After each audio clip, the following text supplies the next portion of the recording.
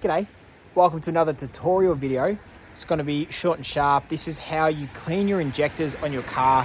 Any car that has injectors, in fact anything that has injectors, petrol at least, you'll be able to follow this process. And this is specific, or at least in my circumstance, to a Ford Escape. But the actual injector cleaning process, I'll show you once we head into the garage. But if you have a 2004 Ford Escape, this is a VB model. I don't know what years they vary, but if that fits in your kind of range, this will all be relevant to you.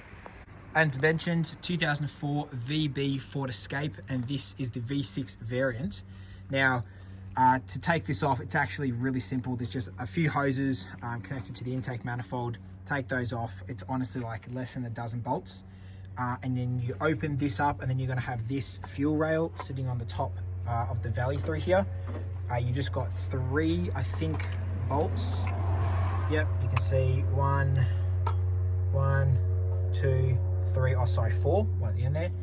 4 bolts to undo, and then you just have to pull that up pretty hard. Now, it does seem like they're stuck. It's because it's got the little O-rings inside of the injector ports, and so they hold everything obviously nice and tight. So to pull this off is pretty firm.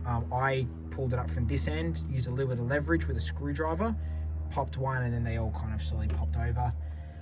So that's pretty easy to do. And then obviously you're going to pull your injectors out and make sure that you get the O-rings. There'll be one at the top and one at the bottom. As mentioned before, this is totally relevant to any fuel injector that you do. So if you pull them out of your car, this is what you're going to do. I'll take you inside and you can have a look at my little jig. So I got a quote for $500 to get my injectors cleaned. That's 6 of them.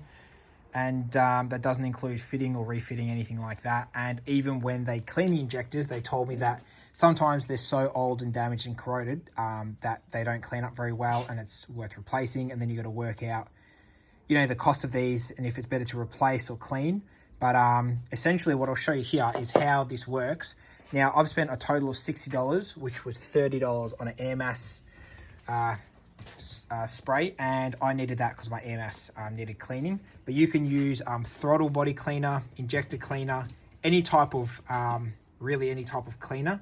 But if you get something high quality, like I said, this was like 35 bucks, you know, it's going to do better. And if you can get something that's specific to fuel and injectors, of course do that, but you know, budget's your friend here. So what you want to do is go out to your local hardware store and get yourself a bunch of hoses, and this is all you're trying to do. You're just trying to work out, how do you take your injector? So as you would have seen in the car, yeah, that side's down, that's the top side. So you got to I just take off this O-ring, and you go, how do I get something that fits from that into essentially a straw, one of these straw sizes? And that is what I have done here. So like I said, I've got a bunch of hose. I just took this into a local parts store, and got a bunch of hoses that fit onto the injector, and then a smaller hose which fit inside there, and then another smaller hose that fit inside there. And then the trickiest part is right in here. Now, you can't see it, but what I've done is I've put several layers of heat shrink, just various sizes. And right here at this junction there, I put about 5 layers of heat shrink. You can kind of see how it bumps there. And that was to help bridge the gap between this size and that white little pipe. Pull that out. Oh, still have a bit of pressure in there.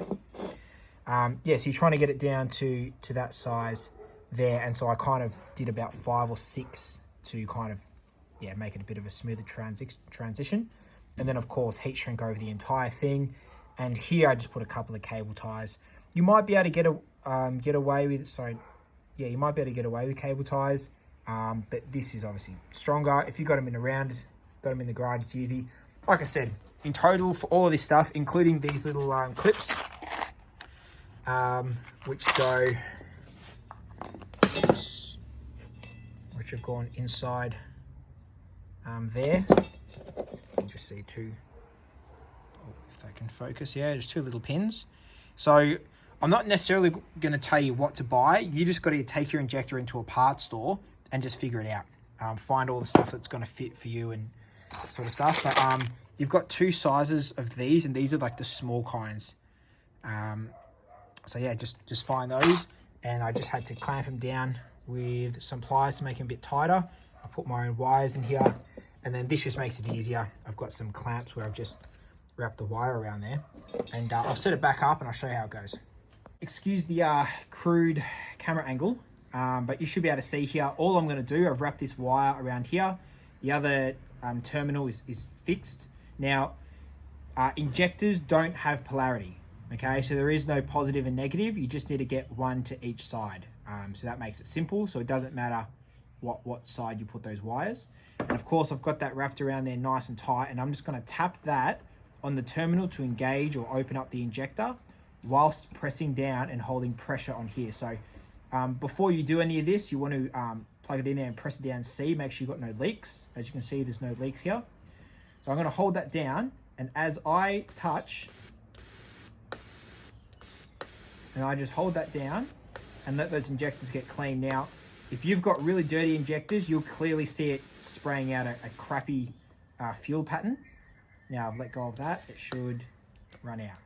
There you go. And that's pretty much how you clean them. And then go through all of them.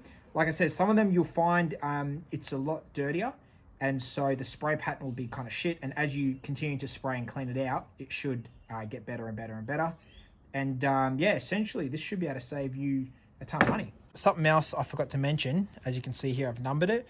Make sure that you number them as they come out of your car. You can choose to number it based off what cylinder it is. I just knew that I went from the right-hand side and called that cylinder 1, or, you know, injector 1, and just went across. So just make sure you don't mix those up so that you can pay attention to which one, you know, was playing up if you see that one is particularly, you know, spraying poorly or something like that.